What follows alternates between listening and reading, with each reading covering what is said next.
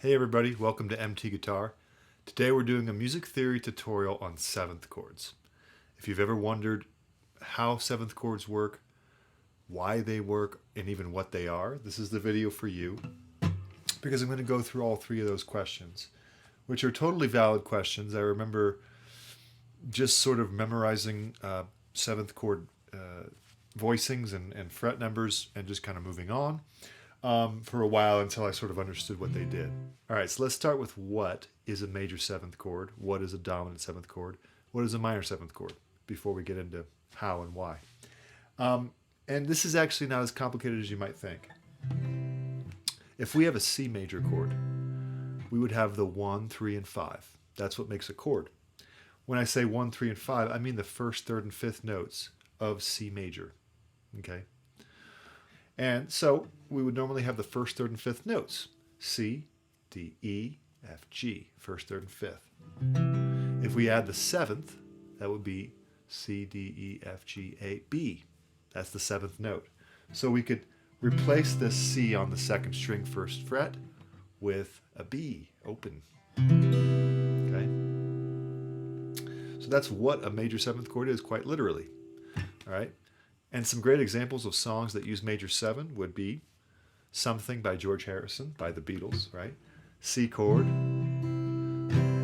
C major 7 is the second chord. It goes from C major to C major 7. Another great example is You've Got a Friend by James Taylor. You just call out my name. In the second chord, it goes to a G major 7. All right? It was actually written by Carole King. And there are others. Stairway to Heaven, I think, is the first time I encountered a major 7. After you play that intro, you know, that chord, then you'd go to here, F major 7. So, but it's a little less common than dominant 7th chords. So let's go into that now, and you'll see why dominant 7th chords are more common in modern music. Dominant 7th chords are very interesting because in the history of music, dominant 7th chords had a very clear function. Right? They were the 5 chord. So if I were playing before 1900, before blues and rock, in the key of C, I'd probably think of dominant chords as a 5 chord only, meaning the 5 chord of C is G7. So I'd play a G7 in preparation for a C, or I might play it as a deceptive cadence to A minor. But I would use it as a means of getting somewhere. And that all changed with blues and rock, especially with blues, which came before rock, of course, when dominant 7th chords became the go-to choice for every chord, which was quite a shock to the music theory world, because dominant 7th chords were not supposed to behave as a 1 chord. And jazz, to no surprise, took this and ran with it big time. Composers like Duke Ellington and many others started to use dominant chords on every chord, or they would use some sort of dominant related chord. And it really created a lot of tension, which makes sense with jazz and blues because America's music had a much more tense and dissonant quality, and probably because of the melting pot of all the different styles of music that were occurring. So we can now use dominant 7th chords as a 1 chord and as a 4 chord, not just as a 5 chord. So let's get back to some examples here. If I play Something by the Beatles, George Harrison, we talked about the first chord is C, second chord is C major 7, third chord is C dominant 7. Now, lo and behold, this does act as a 5 chord to the 4, but that's a more advanced theory lesson. That's called the 5 of 4. But in blues, we can use the 1 chord as a dominant 7th chord. That's why the minor pentatonic works over the dominant 7th chord, because it's a mixture of major and minor. It's not really supposed to work as the 1 in terms of European classical theory, but it does in American music. And when I play a C major minor 7th, which is how classical musicians call a dominant chord, I can play a minor scale over it. And it works, even though it shouldn't, in parentheses, it shouldn't. Of course it does, right? And that's because it's a mixture of major and minor, dominant 7. All right? By the way, there'll be a tab for this lesson and a study guide on the Patreon. You're welcome to check that out. Remember to subscribe and hit the notification bell and the thumbs up. I appreciate it. Some famous examples besides Something would be Purple Haze. This is one of the most dominant 7th chords you can get. It's called an E7 sharp 9. And this is actually a chord that Duke Ellington in the 30s and 40s used quite frequently. But it became really modern and contemporary when Hendrix used it. And so an E7 sharp 9 is a dominant 7th chord with a sharp 9, which is a G natural. Okay, and another example of a song that uses dominant 7th chord in a way that's very noticeable would be Twist and Shout by the Beatles. All right, if we're in the key of F, it's just a 1-4-5, right? And they didn't write this song, but they did a wonderful cover of it. And then when they do the ah part, it's a 5 chord of F, right? C is the 5th note of the key of F. So they play a C7, and they start stacking their voices, and they spell a dominant 7th chord with their vocal harmonies. But the C7 is really prominent, and it is the 5 chord. Shake it, baby. Right? Another example, speaking of the Beatles, would be Daytripper. That whole song, Daytripper, is based on the dominant 7th chord.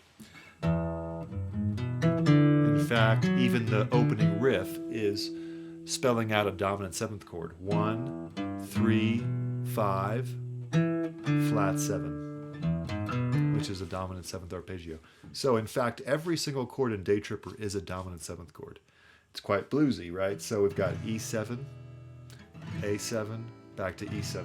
Then you would go F sharp 7, A7, B sharp 7, C sharp 7, B7. So they're breaking a lot of rules because some of those chords are minor in a diatonic sense. Of course, it's great to break the rules, right? Because theory serves the music, not the other way around. Okay, so last but not least, minor 7. Minor 7 chords would have a flat 7 and a flat 3. So if we look at the minor key, say A minor, the 7th note of that key is a flat 7 note, minor 7th interval from the root. So you have A minor 7. Okay, instead of A minor. So just like the dominant 7th, we go down a whole step from the root. So instead of A, we have G, 2 frets down. That goes for every minor 7 chord. D minor 7, E minor 7. Instead of here, this root, we take it down. Okay. Minor 7 chords are less noticeable. They almost blend in with the minor chords, so you don't really notice them as much. But a few songs that really use them quite noticeably would be Landslide.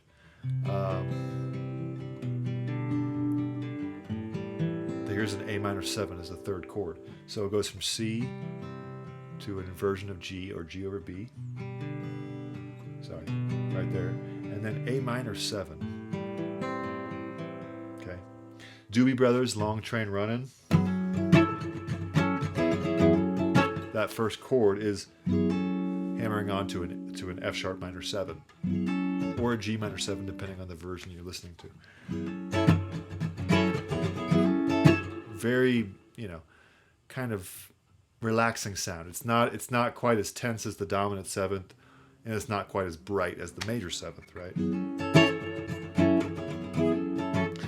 Okay, another example would be any song that is a jazz standard. For instance, Autumn Leaves.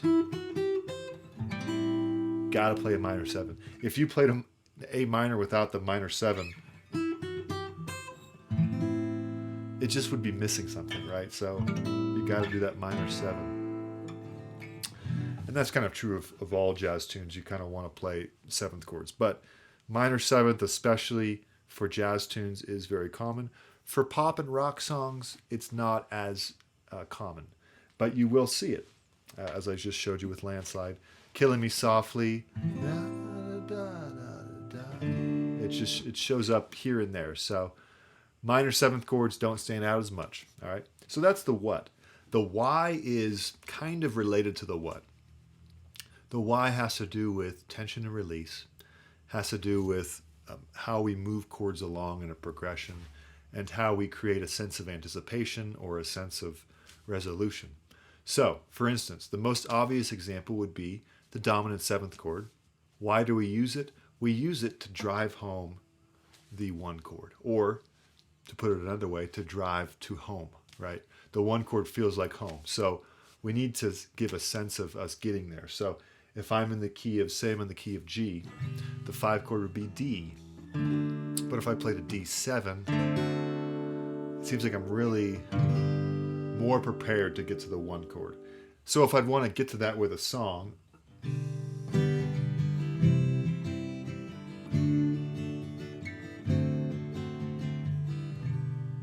it just really sort of drives it home a little bit, okay? Another reason we want to use 7th chords is music gets a little bit repetitive in terms of chord progressions because the ear has sort of collectively decided what chords we like, you know, and I've talked about that before. Perhaps the 1, 4, 6, 5 chords generally seem to dominate popular music and has for quite some time. And that applies to many genres and many decades. But if we want to still use those progressions but have a different sound, we can use 7th chords. We can also use 9 chords, sus chords, and that's something that a lot of my favorite artists do. And you'll find that they provide a different vibe, a different feeling while still playing, you know, while still leaning on the chords that we love. So I've given some examples, and I think that, you know, listening to these songs and realizing that they would be a lot different if it weren't for these chords. For instance, if Something by the Beatles didn't have any 7th chords, something in the way she moves, right, attracts me like no other lover. It almost feels wrong doing that, right? It's like, it's Beatles blasphemy. You know, so you think of these 7th chords as ways of expressing your musical ideas, and it doesn't have to happen with a chord. You could be doing that in a solo.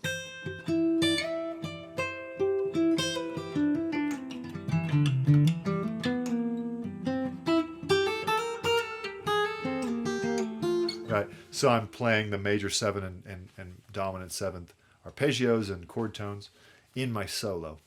So it's hugely valuable for any type of setting, I think, because once you get past the 1, 3, 5 of a chord, you're really ready for something new. And 7th chords are the next step. There are more steps to go. There's 9s, 11s, and 13s. And very, very fun stuff there. You kind of have to give up a few notes that you're comfortable with, like the root and the 5th, to play some of these chords. But that's why it's more advanced harmony. You kind of build up to this. So the 7th chords are a perfect transition into more advanced harmony. So hopefully this has been clear. I know it's been a lot. Let me know if there's any questions, and looking forward to seeing you next video. Bye.